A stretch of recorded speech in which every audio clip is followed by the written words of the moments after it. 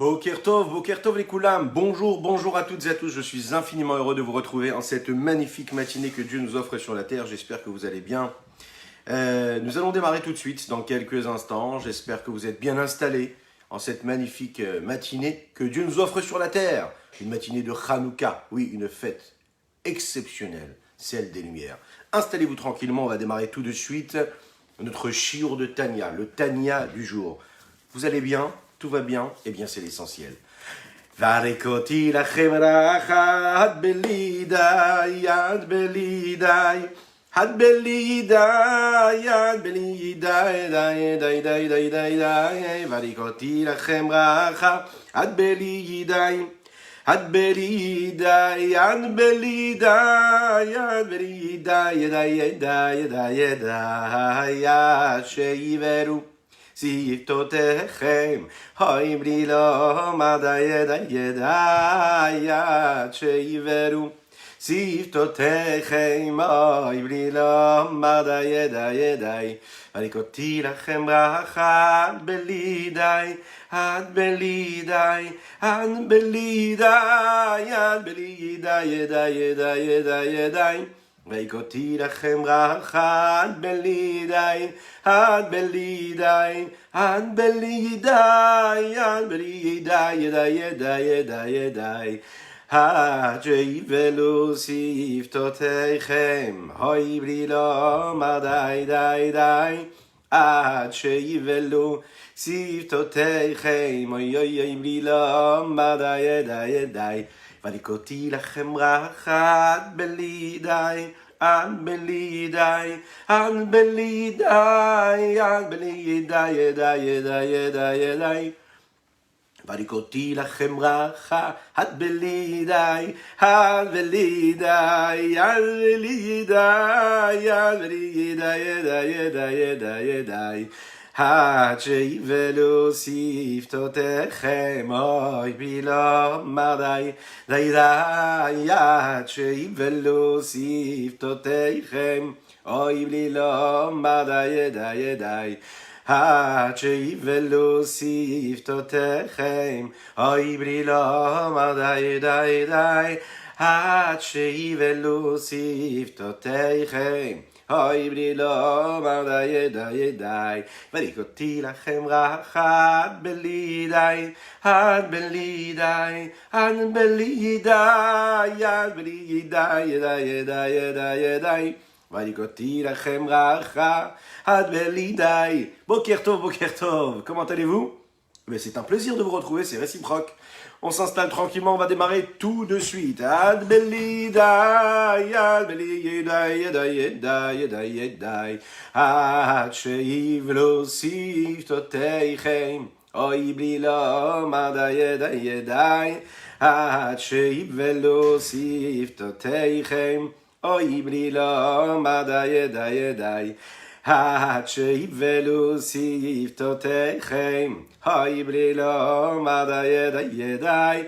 Ad sheivelu siftotechem, hoy brilo madai, yedai, yedai. Boker Tov les Koulam, bonjour à toutes et à tous, c'est un plaisir infini de vous retrouver. On va... Oui, vous chantez avec moi, je ne suis pas seul, je sais, partout. Vous êtes jusqu'à... Allez, jusqu'à où? Oui, je sais que vous n'êtes pas très loin de Netanya. Rappelez-moi où vous êtes et où est-ce que vous chantez ce matin avec nous. Boker Tov, Hanouka Sameach. Alors j'espère que vous avez sorti les beignets. Bon, un petit beignet, oui, ça fait pas de mal un petit peu. Bon, oui, un petit beignet, surtout un bon café. Et surtout un très bon lechaim.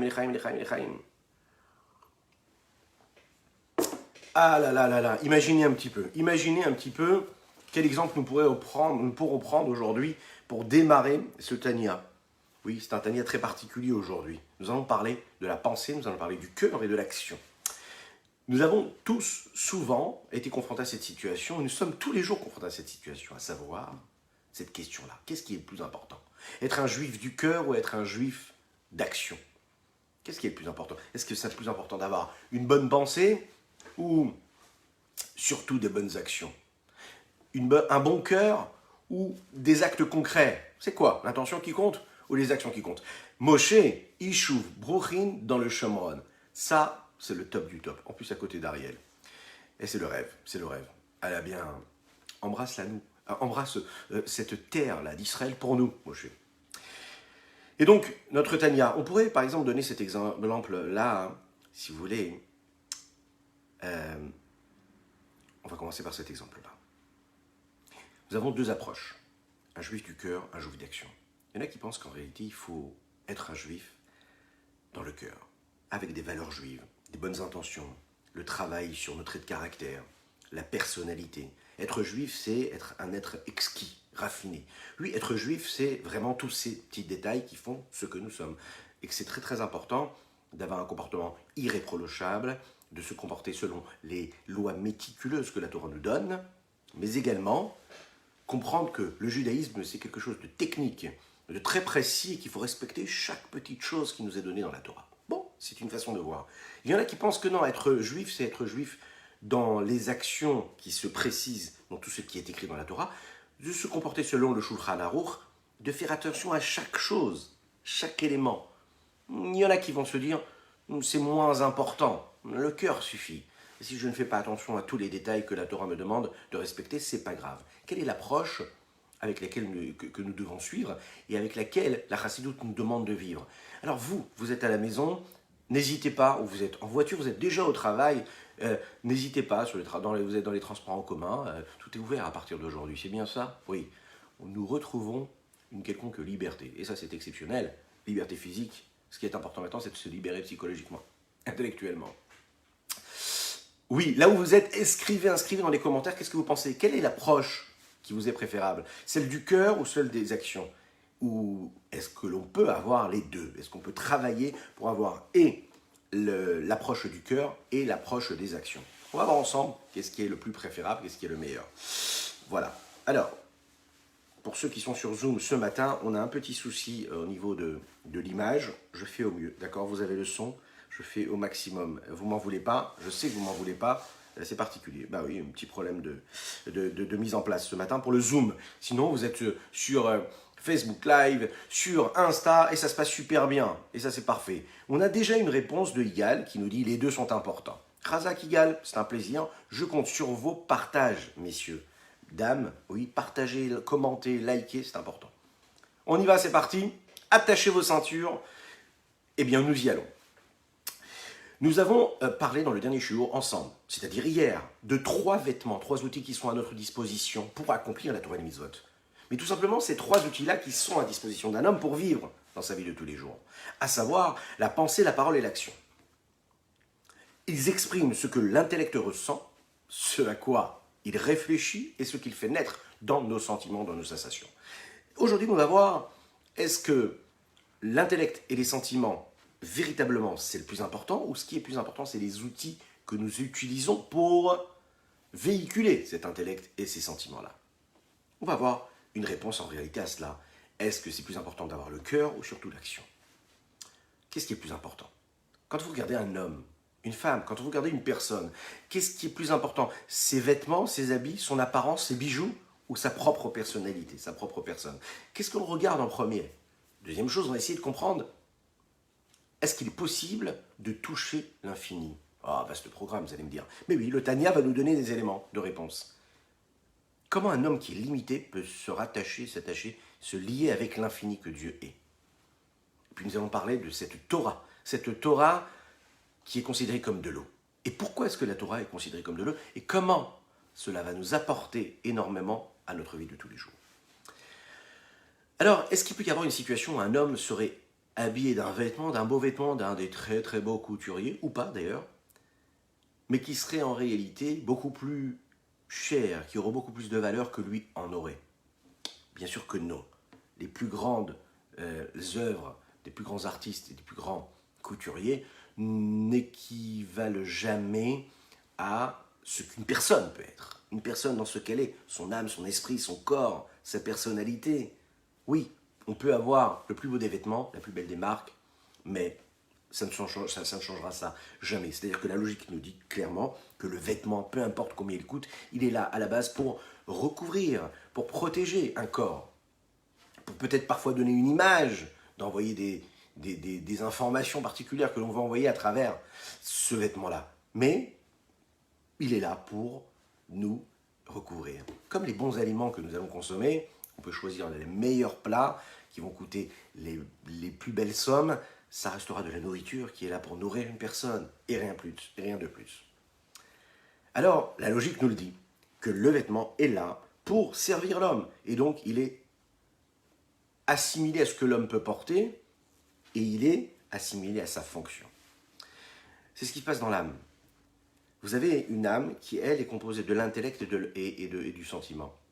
On sait qu'il y a dans ce corps-là 10 forces, nous l'avons dit, les Esser Kochot HaNefesh. Dans ce chapitre-là, on a dévoilé qu'il y avait ces 3 vêtements qui sont là, ces 3 outils qui nous permettent l'expression de cette partie intellectuelle et de cette partie sentimentale. On comprend donc que ces vêtements-là sont là pour servir l'intellect et le sentiment. Ils sont donc soumis à l'essentiel. Soumis à l'essentiel, et quel est l'essentiel? C'est donc l'intellect et le sentiment. Alors, la différence, on peut la voir clairement, vous savez, c'est un petit peu comme une personne qui utilise un élément matériel. Prenez un exemple, on utilise un téléphone. Alors bien sûr que le téléphone est là pour servir l'homme. Quel est l'essentiel? C'est l'homme, c'est pas le téléphone. C'est pas son outil matériel, c'est pas son outil physique. Donc, il se sert de cet outil-là pour faire ce qu'il a à faire. L'exemple qu'on pourrait prendre également, vous savez, c'est, par exemple, un exemple assez fort. À l'époque de l'Inquisition, imaginez, l'Inquisition espagnole, le peuple juif qui a souffert le martyre, qui s'est retrouvé dans une situation terrible, où pendant cette période-là, les hommes ne pouvaient pas accomplir la Torah et les mitzvot. Voilà un homme qui est au fond de son cachot, qui ne peut pas accomplir, qui est caché, et il donne sa vie pour accomplir ce qu'Akadosh Baruch Hu lui demande. Le problème, c'est qu'il n'a rien.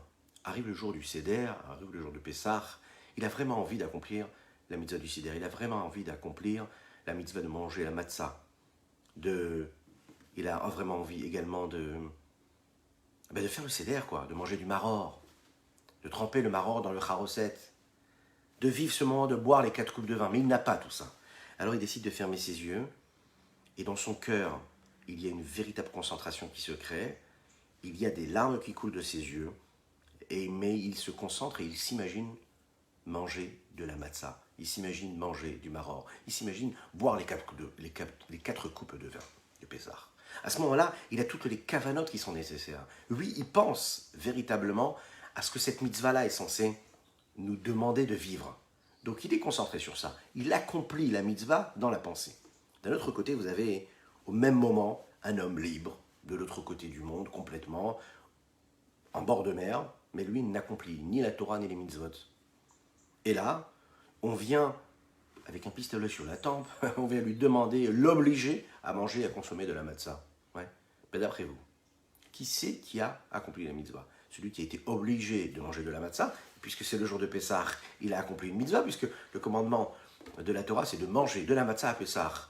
Ah ok, on l'y a obligé, contraint, forcé. Concrètement, la mitzvah a été accomplie. De l'autre côté, nous avons une autre personne qui, elle, ne peut pas accomplir la mitzvah de manger cette matzah-là, mais qui a l'intention, qui a les larmes, qui a le cœur, qui a véritablement la sensation de le faire comme il faut. Alors, on va voir justement quelle est l'approche qu'on doit avoir. À premier regard, on imagine bien, il vaut mieux avoir quelqu'un qui est un juif du cœur, puisque c'est l'essentiel, et puis les sentiments, les actions, c'est ce qui vient en deuxième position, qui est soumis, a priori. En effet, être un juif dans le cœur, c'est une grande valeur, mais on sait que la Yahadout, le judaïsme, c'est quelque chose qui doit se vivre concrètement. Quand le judaïsme est vécu dans le cœur, eh bien ça influence l'homme de l'intérieur, c'est-à-dire qu'il comprend, il ressent, il éprouve tout ce qu'il vit dans sa vie de tous les jours comme un juif. Il a une vision juive des choses. Les Chachamim nous disent « Rachamana li babae ».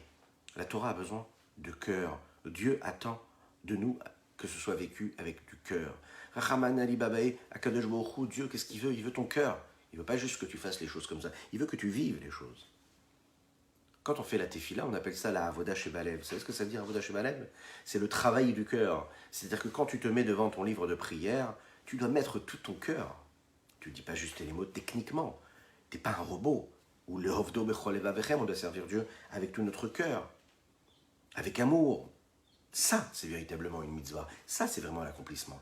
D'un autre côté, on voit très bien qu'un homme qui accomplit sans mettre de cœur, mais qui fait comme un robot quelque part, mais qui accomplit tout ce qu'il faut, bien toutes les mitzvot, qui respecte méticuleusement le Shabbat. Lui aussi accomplit la volonté de Dieu, puisqu'il accomplit toutes les mitzvot qui nous ont été demandées d'être accomplies par Dieu. Alors la réponse, elle est comme ça. Bien sûr que tout ce qui est considéré comme des levushim, c'est-à-dire nos traits de caractère, ce qui va servir l'essentiel, oui, pour ce qu'ils sont, ils sont soumis à l'âme elle-même. Mais il y a une supériorité, il y a quelque chose de spécial, il y a quelque chose de particulier dans la pensée, la parole et l'action. C'est celle qui nous permet en réalité de faire en sorte que notre intellect et que nos sentiments, nos émotions se rattachent à Dieu. Et puisqu'ils sont en mesure de pouvoir le faire, ils ont une valeur particulière. Vous savez qu'on a l'habitude de dire que de nos jours, dans le monde moderne, il y a beaucoup malheureusement de crises cardiaques, malheureusement que Dieu nous en préserve. On a l'habitude de dire pourquoi? Parce que les gens en fait prennent beaucoup tout à cœur, ils prennent à cœur tout ce qui se passe. Ils sont du mauvais sang comme on dit. Il faut prendre beaucoup moins à cœur, il faut prendre du recul, il faut réfléchir, il faut se calmer, il faut respirer, prendre moins à cœur, prendre des choses avec philosophie. Et donc comme on prend tout à cœur, même la religion elle est prise comme ça à cœur. Oui, bon, moi je suis juif dans le cœur, moi je ressens dans le cœur l'amour pour Dieu. Je n'ai pas besoin d'accomplir la Torah et les mitzvot, et ça suffit déjà d'être juif dans le cœur. Et en fait, David, c'est un plaisir de t'avoir parmi nous, et Ethan aussi. En fait, on va se rendre compte que non. Être juif dans le cœur, ça ne suffit pas. Parce que avoir beaucoup utilisé notre cœur, ça permet en réalité quoi? Bien sûr de vivre des choses, bien sûr d'avoir des sensations, mais c'est pas ce qui ancre, c'est pas ce qui façonne réellement ce que nous sommes vraiment tous les jours. Il faut du sentiment, il faut des actes concrets. Donc oui, d'un côté, c'est important, la pensée, la parole et l'action, mais ils sont là pour servir un essentiel. Donc, d'un côté, on est d'accord que c'est beaucoup plus important que l'homme soit dans l'action, puisque quand un homme il est dans l'action, il se rattache avec Akadosh Baruch Hu. Quand il ressent Dieu dans le cœur, c'est bien, mais ça ne veut pas dire qu'il est véritablement attaché à Dieu. La véritable façon d'être attaché à son père et à sa mère, c'est bien sûr de les aimer dans le cœur, mais c'est d'accomplir ce qu'ils nous demandent. C'est-à-dire qu'un enfant qui aime énormément son père et sa mère, énormément, d'accord, qui fait tout ce qu'on lui demande, qui accomplit, qui ne fait pas ce qu'on lui demande, mais qui aime profondément son père et sa mère dans son cœur, mais qui, quand on lui demande quelque chose, il réfléchit 3 fois avant de le faire, qu'il a du mal à accomplir ce qu'on lui demande, et bien là, par cette non-action-là, il prouve qu'il n'aime pas véritablement, parce que le véritable amour, c'est de faire, d'accomplir. Ça, c'est très important. Veine shlosha levushim elu, dans les mots. Ces 3 vêtements-là, la pensée, la parole et l'action, ces 3 outils qui sont mis à notre disposition, qui proviennent mais à Torah ou Mitzvotea, qui proviennent de la Torah et des Mitzvot. Av shenikrim levushim lenefesh, bien qu'ils soient appelés comme des vêtements, des outils pour l'âme, Ruach, Neshama, ces 3 niveaux de l'âme, de révélation de l'âme. Im kolze, avec tout cela, Gava vegadla ma'alatam leinketz vesof al malat nefesh Ruach Neshama atzman. Elle s'élève et elle se détache complètement à l'infini même de la valeur même qu'est l'âme elle-même. Comment? Comme il dit dans le Zohar, la Torah et Akadosh Baruch Hu, c'est une seule chose. Qu'est-ce que ça veut dire? Pérouche. On sait que la Torah, c'est quoi? C'est la sagesse de Dieu.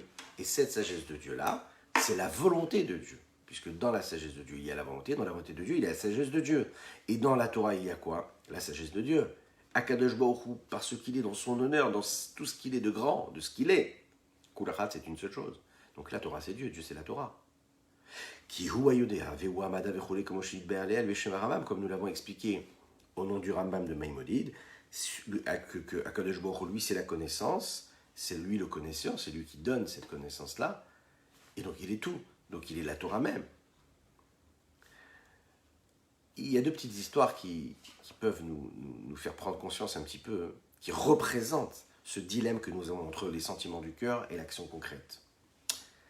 Vous savez, il y avait un grand tzaddik en Eretz Israël qui s'appelait Reb Aryeh Levin, un juif très très pieux, qui était aimé par tous et toutes. Ce Reb Aryeh Levin, un jour, il a rencontré un homme qui n'était pas spécialement juif, mais qui, lui, ne portait pas de kippa quand il l'a rencontré. Et Reb Aryeh Levin, c'était quelqu'un d'assez petit physiquement, et puis il rencontre cette personne qui est quand même assez grande, voilà, de grande taille.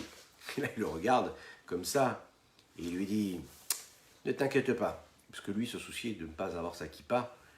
Reb Aryeh Levin l'a regardé comme ça, il lui a dit « Ne t'inquiète pas, tu vois, moi je suis assez petit. Donc en fait, mes yeux, ils s'arrêtent à ton cœur. Ça va être ton cœur, ils n'ont pas vu si tu as une kippa ou pas. Il suffit juste de regarder le cœur d'un juif parfois, il n'y a pas besoin de regarder s'il a la kippa. Mais par contre, on a aussi un autre dilemme, c'est que de l'autre côté du dilemme, on a l'autre histoire que Lévin disait comme ça. Un jour, il est parti rendre visite aux malades, puisque c'est une mitzvah qu'il faisait souvent. Il arrive comme ça à Jérusalem, dans un des hôpitaux de Jérusalem, là où il y avait beaucoup de soldats et de jeunes qui se donnaient pour sauver Israël. Et là, il leur rend visite, et là, il voit une maman qui arrive et qui s'inquiète, qui court vers le médecin et qui demande « Est-ce que mon fils va bien? Est-ce qu'il s'en est sorti? Comment va-t-il? Etc. » Et là, le médecin tranquillement, de dire « Calmez-vous, votre enfant va très très très bien. » Et puis elle vient, elle arrive, elle voit que le pauvre il a été amputé d'une main, qu'il lui manque, qu'il n'est pas si bien que cela.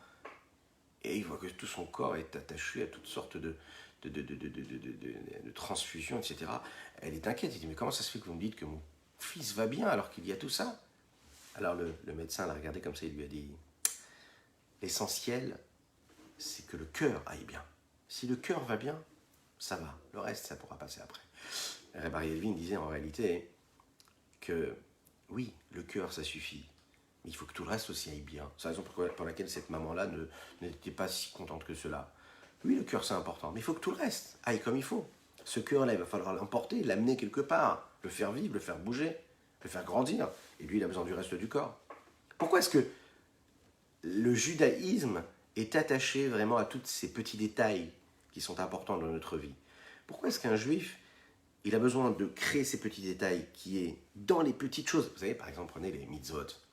Les téfilim doivent être mis de cette manière et pas d'une autre manière. Quand on fait la mitzvah de Sukkot, la soukha doit être faite à partir de tel ou tel bois. Il ne faut pas que ce soit fait avec tel ou tel srach. Le feuillage que nous posons, ce n'est pas le même.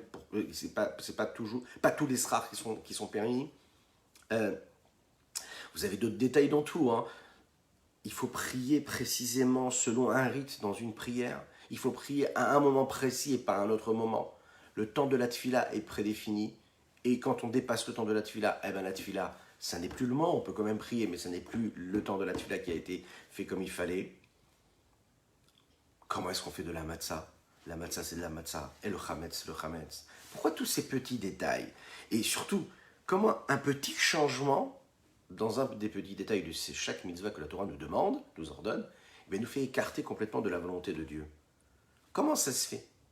A priori, si véritablement il faut exprimer notre judaïsme par l'action, il est préférable par exemple que chaque personne choisisse une action, une mitzvah qui lui plaît, un accomplissement qui lui plaît, et il s'attache à Kadosh Baruch Hu de cette façon-là. Prenez un exemple. Un homme décide de s'isoler, de monter dans une des montagnes qui lui plairait, de faire de la méditation, de s'isoler, de penser à Dieu.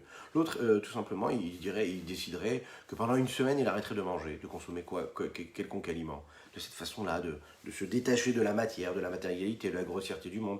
Il y en a d'autres qui diraient, non, moi je suis beaucoup plus spirituel. Moi, je vais aller en Afrique, je vais aller sauver des petits-enfants qui ont besoin d'aide. C'est des valeurs qui sont magnifiques, qui sont nobles. Pourquoi est-ce qu'on ne pourrait pas dire que le judaïsme, ça peut être vécu chacun comme il l'entend et comme il le voudrait? La logique nous dit que si chacun souhaite s'attacher à Dieu par son chemin, par sa façon de faire, par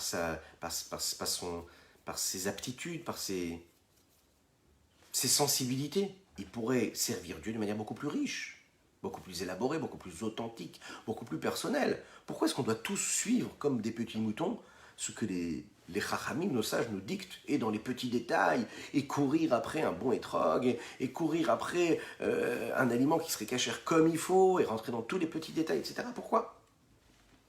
La vérité, c'est que cette question-là est beaucoup plus grande, mais on peut la voir différemment. Comment un Dieu qui est tellement infini, imaginez Dieu qui est au-delà de toutes les limites, comment lui, il peut rentrer dans les petits détails qu'un homme peut ressentir quand il est en train d'accomplir la Torah et les mitzvot? Il est totalement infini, il est complètement dépassé par tout ça. Pas dépassé, c'est-à-dire qu'il dépasse tout ça en réalité. On peut imaginer ça en regardant. Est-ce qu'un petit verre, un petit verre, il serait capable de recevoir et d'accepter tout ce qu'une grande bouteille, une belle bouteille d'eau ou d'un autre liquide voudrait lui donner?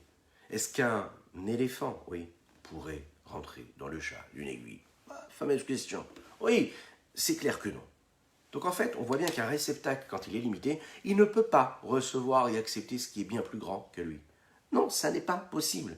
Donc, pourquoi est-ce qu'un homme qui serait limité, lui, on lui demande d'aller s'attacher avec l'infini?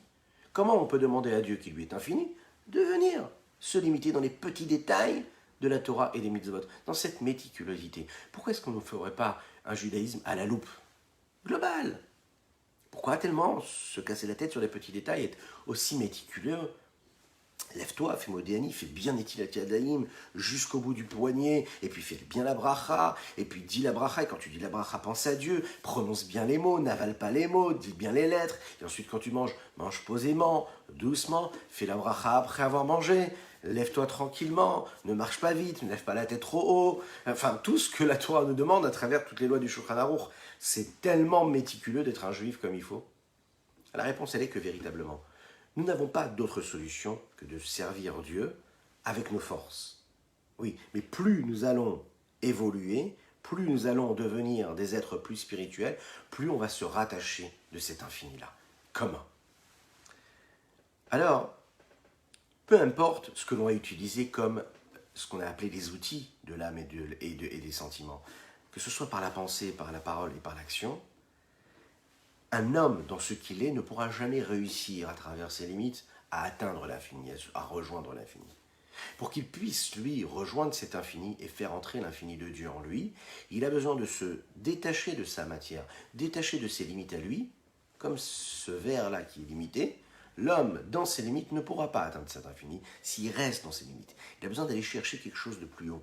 Il faut comprendre qu'on doit se dépasser. On ne peut pas rester dans notre conditionnement propre. On doit aller chercher quelque chose de plus grand, quelque chose de plus fort.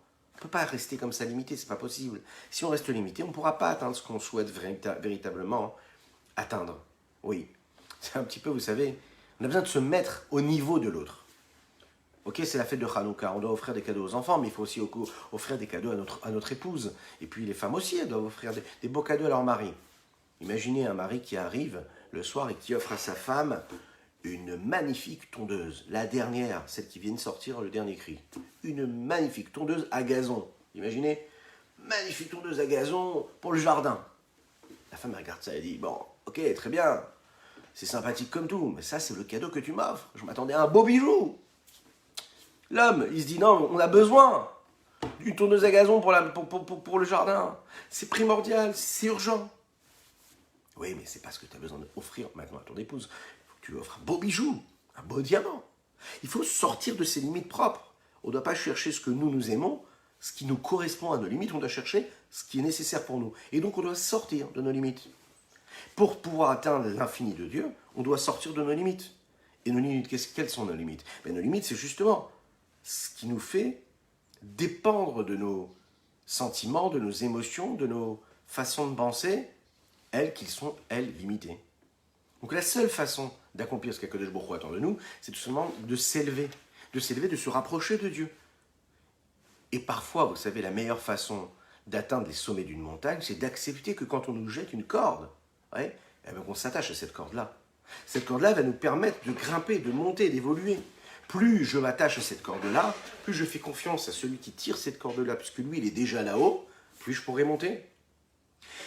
Cette corde-là, c'est Dieu qui nous l'envoie, Dieu qui est infini, il nous l'envoie des hauts, du sommet de la montagne. Il nous envoie cette corde-là, il nous dit, allez-y, attachez-vous. Et puis prenez cette corde-là, mais attention, il ne suffit pas de prendre la corde, je ne vais pas juste vous tirer avec cette corde-là. Vous devez monter, vous devez grimper. Mais sachez que vous êtes soutenu. Cette corde-là que Dieu nous donne, c'est la Torah. Akadosh Baruch Hu nous a donné une corde. Dans cette corde-là, vous savez, il y a plein, des dizaines, des centaines de petits filets. Et comme cette corde-là, il y en a 613, des petits filets. Ces petits fils-là qui font cette corde-là, qui font que cette corde-là, elle est puissante, elle est forte, c'est les 613 mitzvot. Chaque mitzvah que nous accomplissons correspond à cette petite ficelle qui constitue cette corde-là. Et puis quand on s'attache à cette corde-là, à cette Torah et à ces mitzvot, bien on est tiré vers le haut. Il n'y a pas de problème. Si toi tu t'isoles dans une montagne et tu oublies la corde, tu n'arriveras jamais en fait à évoluer. Parce que toi tu seras toujours dans tes limites. Tu peux méditer, tu peux faire du bien, il n'y a pas de souci. Mais tu te dépasseras jamais. Pour te dépasser, tu as besoin d'aller chercher une force qui te dépasse, qui va te tirer vers le haut quand toi tu vas t'attacher à cette corde-là. C'est la raison pour laquelle il faut rentrer dans tous ces petits détails-là. Ces 613 mitzvot, ce sont des petits enseignements, des petites recommandations. Et quand tout est fait, alors à ce moment-là, c'est plus juste des petits détails, c'est des moyens de connexion avec Akadosh Baruch Hu. C'est nécessaire, c'est nécessaire. On parlait tout à l'heure de l'exemple, on va rester sur cet exemple-là des cadeaux. C'est comme une femme qui va choisir un magnifique bijou, puisque ce mari-là a compris qu'il ne devait pas lui offrir des outils, mais lui offrir un bijou. Il lui dit, tu sais ce que tu vas faire, tu vas aller à la boutique choisir un magnifique bijou. Puis là, elle se présente, elle essaye tel bijou, un autre bijou, encore un diamant. Et puis elle est là, elle dit, non, ça c'est pas moi, ça c'est pas moi. Ça vous arrive, vous, mesdames, je suis sûr, j'en suis sûr. Non, ça c'est pas moi, non, c'est pas vraiment ce que, non, ça me ressemble pas. Ça n'est pas moi, ça n'est pas moi. Et puis, d'un coup, elle trouve ce qui lui correspond. Oui, ça me ressemble. Mais, vous imaginez un petit peu ce que ça veut dire? Est-ce que ça veut dire ça? Ça veut dire, comment est-ce qu'un homme, une personne peut dire, se limiter en disant, ça c'est moi et ça c'est pas moi? Qu'est-ce que ça veut dire? Un bijou c'est toi, ce bijou-là c'est toi et ce bijou c'est pas toi? Ça veut dire que, on se rend compte que quoi? Quand on est capable de rentrer dans les détails de ce que nous ressentons, ce que nous aimons, ce que nous apprécions, c'est les détails qui font ce que nous sommes, ce que nous aimons véritablement. C'est les détails. C'est ce petit détail, c'est-à-dire la petite couleur qu'il y a, le petit reflet qu'il y a sur le diamant ou sur le bijou, qui va faire que je peux dire, c'est moi, c'est ma personnalité, c'est pour ça que je vais choisir ce bijou-là. Pour Akadosh Baruch Hu, c'est pareil. C'est pas à la loupe, c'est pas juste un bijou. Non, c'est un bijou qui doit te plaire, qui doit correspondre à la bonne taille, qui doit correspondre à la bonne appréciation que tu as de la qualité, de la subtilité, du raffinement, de l'aspect que cela peut avoir, de l'image que cela va donner de toi. La Torah, c'est pareil. La Torah, c'est pas juste comme ça une idée philosophique. Dans la Torah, c'est des petits détails. Et ces petits détails vont définir et façonner ta personnalité, ce que tu es toi, et donc l'infini de Dieu que tu vas réussir et permettre de dévoiler en toi, et donc se révéler et devenir ce que tu es toi. Donc, nous avons la possibilité, et nous avons la possibilité, la chance d'avoir ça. C'est-à-dire que Dieu nous a donné véritablement une chance à travers cette Torah, qui est méticuleuse, dans laquelle il y a énormément de détails. Il s'est contracté, il s'est condensé, il s'est compressé pour s'adapter à nos limites. Et quand il s'adapte à nos limites, il nous donne la possibilité, justement parce qu'il nous donne de l'infini dans nos limites, eh bien, il réussit véritablement à s'attacher comme il faut. Pourquoi? Parce que l'infini s'est adapté. C'est ce qu'on appelle le tzimtzum, c'est ce que nous allons voir ici. On peut toucher l'infini quand on utilise les 613 mitzvot qui nous ont été données. Et pourquoi est-ce qu'elles ont été données au chiffre de 613? Parce que vous savez, une personne, sa grandeur, on la voit dans sa petitesse. La grandeur d'une personne, c'est dans les petites choses. C'est parce qu'elle est capable de descendre aussi bas. Si elle est capable de descendre aussi bas, c'est qu'elle a une véritable valeur. Vous allez donner par exemple, c'est une réponse que le rabbi de Lubavitch a donnée une fois à une personne qui a posé une question. Il a dit, j'ai une question à vous poser. Pourquoi est-ce que vous parlez souvent des petits détails? Pourquoi vous demandez aux Juifs d'accomplir toutes les mitzvot dans les petits détails? Et le rabbi a dit, les petits détails sont importants pour Dieu. Et je vais vous dire pourquoi. En général, un homme, plus il devient riche, plus il va diriger la générosité de ses actes et de ses dons en fonction de quoi? De ses capacités qu'il a. C'est-à-dire que s'il a $1 million, c'est considéré comme quelque chose de grand. $10, c'est pas grand-chose pour lui. Mais un homme qui a une véritable valeur, plus qu'une richesse grande, même infinie, même grande, il va s'adapter à celui à qui il est censé donner ce qu'il est censé donner. C'est-à-dire que quand il va voir un pauvre dans la rue, sa véritable valeur, ça va être de lui donner ce billet-là de 10 euros, ou ce billet de $10. Un homme qui côtoie les millions de dollars, mais qui n'est pas capable de voir un homme simple qui tend la main pour demander juste une petite pièce, ou juste un petit billet, c'est que sa richesse-là l'a fait perdre, l'a fait partir complètement de la norme. Quelqu'un qui est très très grand, c'est quelqu'un qui est capable de voir aussi les limites qu'il y a autour de lui. Ça, c'est la véritable grandeur. Tu es devenu milliardaire, tu es devenu millionnaire, mais tu es capable de passer dans la rue et de voir celui qui a besoin juste d'une petite pièce. Et si tu es capable de voir les petits détails, alors tu verras que toi aussi, tu seras grand. C'est l'exemple que le rabbi de Lubavitch lui a donné. Et qu'est-ce qu'on apprend de cette allégorie-là? Qu'est-ce qu'on apprend? On apprend qu'en réalité, Quand on accomplit la Torah et les mitzvot, pour Dieu c'est pareil. Tu veux toucher, tu veux te connecter à l'infini de Dieu. Dieu, il a choisi ces petits détails. Dieu, il est grand, il est infini et il s'initie et il s'imprègne et il imprègne ces petits détails de toutes les mitzvot, la méticulosité de ces mitzvot-là. Et quand nous, on réussit à s'imprégner de ces détails-là, travailler ces détails-là, alors on arrive à toucher l'infini. Oui, c'est important. Et pourquoi les détails? Vous savez qu'il y a un jour, un homme, il a demandé à un rav, il lui a dit, pourquoi est-ce que la Torah précise tous ces petits détails? Qu'est-ce que ça change? Mais Dieu, il nous aime. Dieu, il voit qu'on accomplit la Torah, qu'on se comporte bien. Il a vraiment besoin de tous les petits détails. Alors, le Rav a attendu un petit peu, ensuite il lui a répondu par un mail. Qu'est-ce qu'il lui a écrit sur ce mail-là? Une réponse. Mais quand il lui a répondu sur ce mail-là, il a oublié une petite lettre dans l'adresse mail. Vous savez, dans le mail, il s'est dit non, bon, ça ne changera pas grand-chose, un petit détail, une petite virgule, un petit point. Oui, une lettre, comme ci ou comme ça. Bon, 2M ou 2D, qu'est-ce que ça change? Bon, un petit détail. Puis la réponse, elle était belle, hein, mais c'était un petit point. Bien sûr, il a compris que le mail n'irait jamais et ne serait jamais envoyé comme il faudrait. Pourquoi? Parce que les petits détails comptent, on le voit. Tu ne peux pas envoyer un mail si tu ne mets pas la bonne adresse. Ça n'ira pas. Tu ne peux pas faire un virement bancaire si tu ne mets pas les bons chiffres des coordonnées bancaires. C'est nécessaire. C'est nécessaire comme tous les petits détails qu'il y a dans la Torah. Dans la Torah, chaque petite ligne, chaque petite lettre, chaque petit détail a son importance. C'est ce qui fait en sorte que ça aille là où ça doit aller. C'est-à-dire que ce que j'ai accompli puisse monter comme ce mail-là puisse être envoyé comme il faut. Les petits détails comptent. Et on va le voir. Ce qui va nous faire comprendre ces petits détails-là, c'est comment ce qui est de très très grand a pu se contracter et devenir quelque chose de... La grandeur d'Akadosh Baruch Hu, l'infini de Dieu, a pu se contracter, se compresser, se condenser et devenir ces petits détails de la Torah. Nous allons le voir tout de suite. Comment? En parlant justement de l'eau. C'est notre troisième sujet du jour et sur lequel nous conclurons. Mais j'espère que vous allez bien et je vous souhaite un très très bon Ephraïm.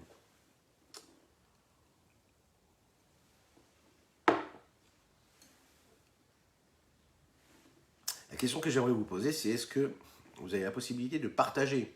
C'est important de partager. Est-ce que vous partagez? Est-ce que vous likez? Est-ce que vous commentez? Oui, c'est vrai, c'est parfait.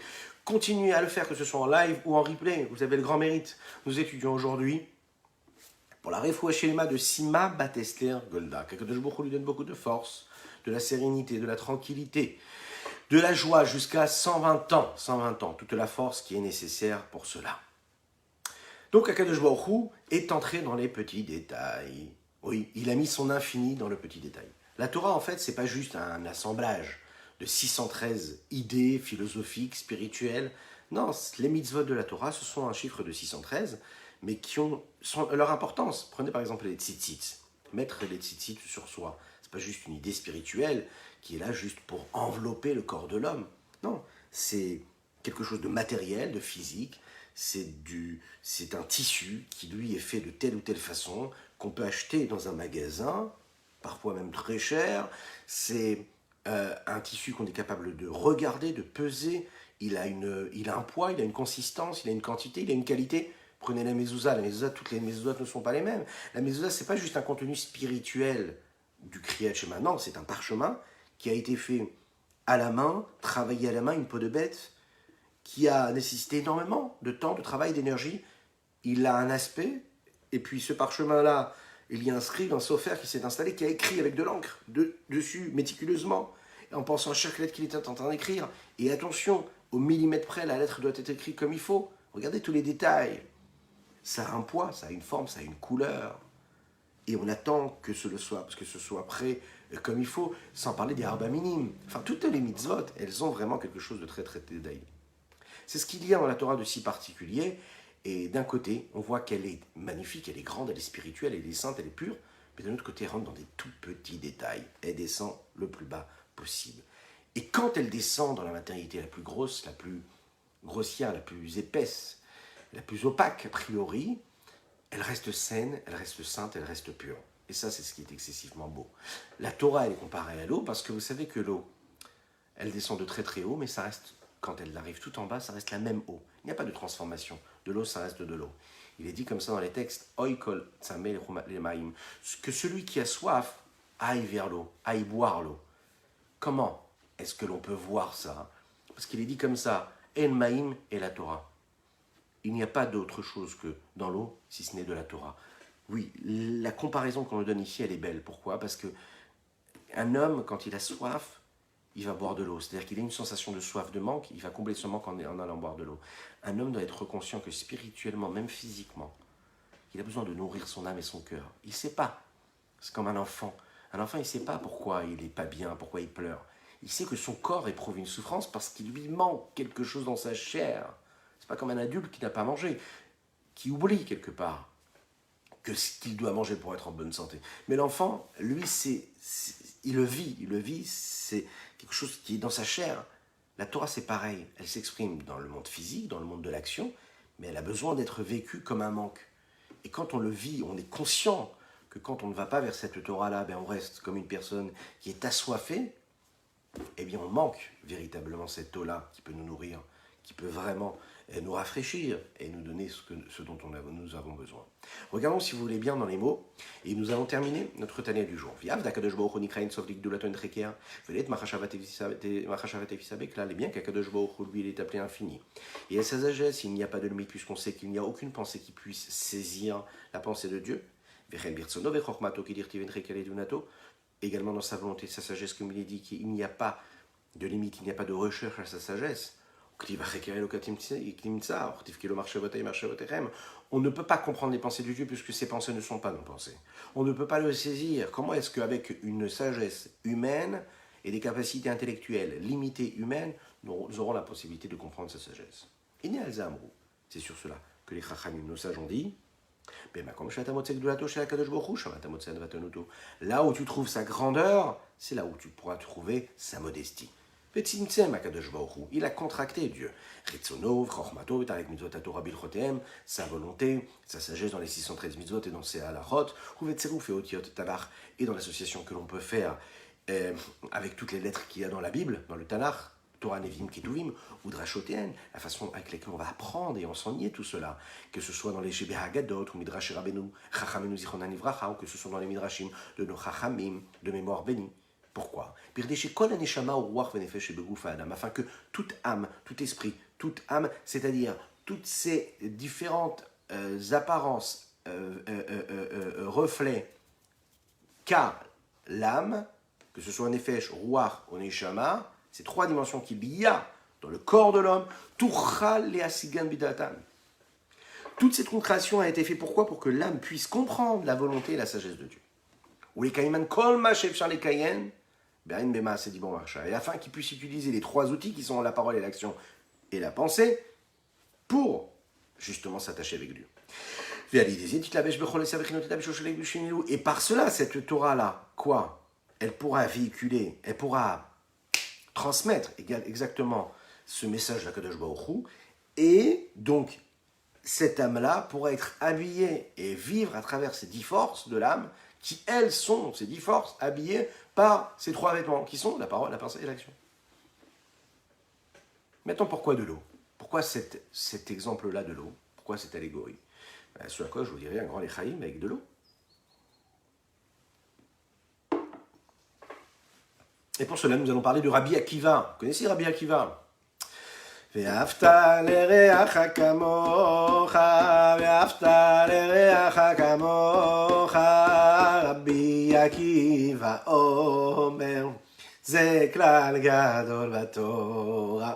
Rabbi Akiva nous dit, tu dois aimer ton prochain comme toi-même. Si tu aimes Dieu, tu aimes ton prochain. Si tu aimes ton prochain, c'est que tu aimes Dieu. Pourquoi? Parce que comme tu aimes Dieu, tu aimes qui? Tu aimes ton prochain. Parce que quand tu aimes ton prochain, tu aimes celui qui est aimé par celui qui aime. Et puisque tu aimes celui qui est aimé par celui qui aime, et bien donc tu aimes celui qui aime, et celui qui aime est aimé par celui qui aime. Et donc toi, quand tu aimes un juif, tu aimes Dieu. Vous avez suivi? Bon, sinon vous regardez le replay. Et vous me dites si je ne vais pas répéter 2 fois la même chose. C'est probable, mais c'est pas grave. L'essentiel, c'est que ça rentre. Oui, c'est comme l'eau, cette petite goutte d'eau. Vous connaissez Rabbi Akiva? Rabbi Akiva, comment est-ce qu'il a fait Teshuva? Mieux que cela, comment est-ce qu'il s'est converti? Regardez comme ça un jour en se promenant. Tous les jours, il était berger, Rabbi Akiva. Et puis il voyait comme ça une petite goutte comme ça qui tombait sur une pierre. Et cette petite goutte-là, tous les jours, une pierre, vous imaginez, du minéral, qui recevait cette petite goutte-là. Et tous les jours, cette petite goutte est tombée au même endroit. Au bout de quelques temps, il s'est rendu compte qu'en fait, la pierre, il y avait donc un creux dans cette pierre-là. Il s'est dit, comment c'est possible? Comment une petite goutte d'eau peut réussir à creuser et créer ce petit creux-là, donc de la pierre? Parce qu'on n'est même pas capable à faire avec toute autre matière beaucoup plus forte et puissante que de l'eau.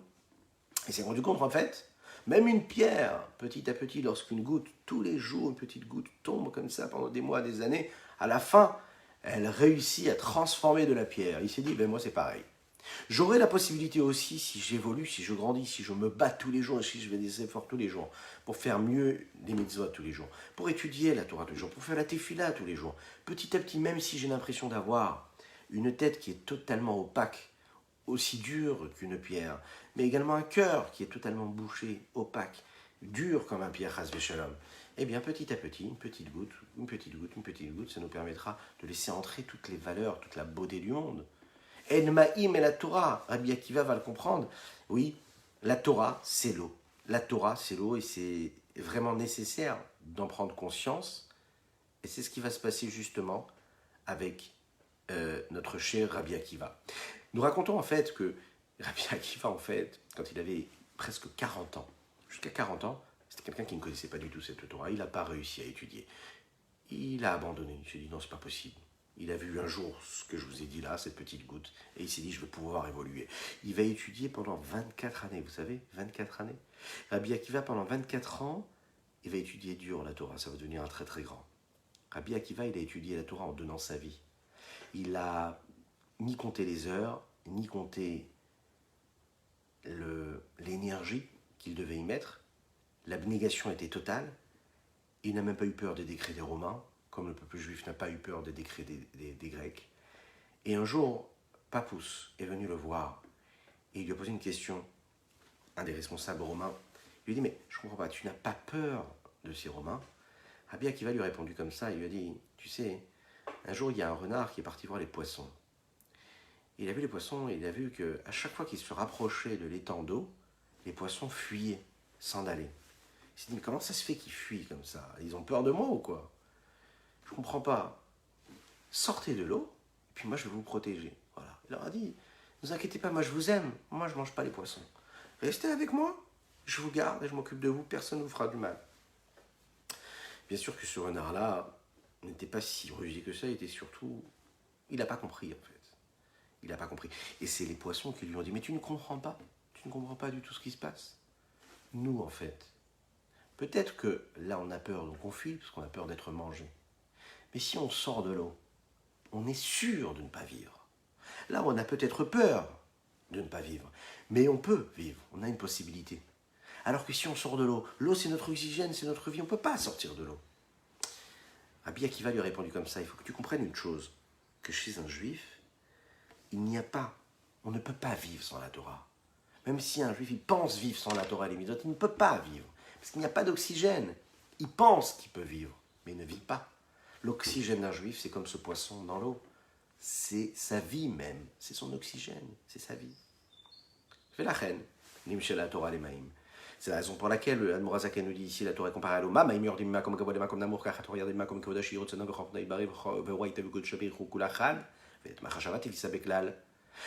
L'eau descend d'un endroit qui est très très très très très très haut vers un endroit qui est très très très très très très très très bas. La Torah elle est comparée à cet endroit qui est très très très haut. C'est la volonté suprême, la sagesse suprême de Dieu. Et la Torah et Dieu, c'est une seule chose. Il n'y a aucune pensée qui puisse la saisir. Elle descend petit à petit, elle a fait un long voyage. Un long voyage, Misham, Nasavirda, Sidara Madrigot, Madrigal et Madriga. Elle est descendue avec tout un système d'enchaînement, à travers l'enchaînement des mondes. Jusqu'à ce qu'elle se soit habillée à travers tous ces éléments matériels, ces objets matériels, physiques, et tous les sujets de ce monde matériel dans lequel nous vivons. C'est la majorité même de toutes les mitzvot, tous les commandements, les recommandations que nous avons dans la Torah, ainsi que leurs lois qui les accompagnent, ou l'association des Tserofotiot Geshmot Bedio à la Sefer, toutes les associations de lettres qui sont utilisées dans l'encre sur le livre. Combien de livres nous avons dans le Tanakh? Esrim Ve'arba, 24 Sefarim, Sheba Torah, Nevim Uktuvim, Kede, afin. Shete Ekol Machashava, Tefisa Baen, afin que chaque, rappelez-vous notre sujet, la pensée, la parole et l'action, afin que chaque pensée puisse saisir véritablement la volonté supérieure d'Hachem, et que ce soit vécu aussi dans la parole et dans l'action, les matab madregat machashava, qui est bien en dessous du niveau de la pensée, la parole et l'action, afin que également la parole, mais également l'action puissent saisir véritablement la volonté d'Akadosh Baruch Hu. Voilà ce qu'on pouvait dire aujourd'hui pour notre Tanya du jour. On va faire une petite halakha et puis se souhaiter une super fête de Hanouka.